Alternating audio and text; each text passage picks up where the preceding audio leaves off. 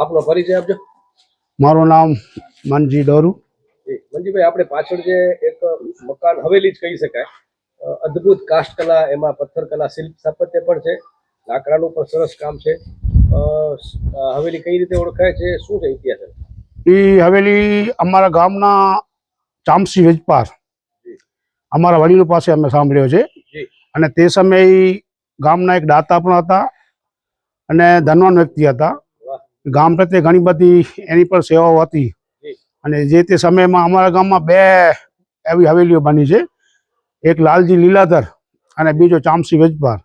એ લગભગ અમારા વડીલોના કહેવા મુજબ છન્વાની આજુબાજુ છે। છન્નો આપણો વર્ષ હતો ને, એની આજુબાજુ આનું બધો કામકાજ થયો છે। અને એના ખૂબી તો એ છે કે અમે અમારા પરિવાર છે ને, ડોરુ પરિવાર છે, ડોરુ ફેમિલી, એ અમે કષ્ટકલાના કારીગર।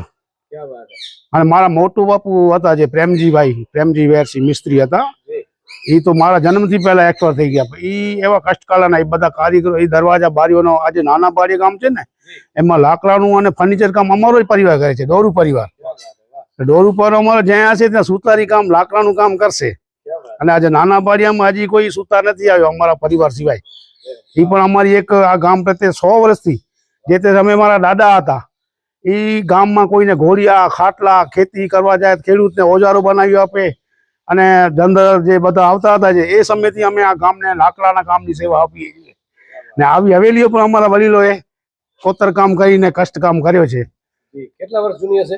આ કદાચ 101 વર્ષની આજુબાજુ હજુ પણ અડીખમ છે? અડીખમ જ છે હજી। એનો સાહેબ અંદર જે કામકાજ છે ને, એ તો બંધ છે નહીં। તો તમે જુઓ તો તમને એમ થાય કે આવી હવેલીઓ તે સમયમાં બની છે, બહુ મોટી વાત કહેવાય।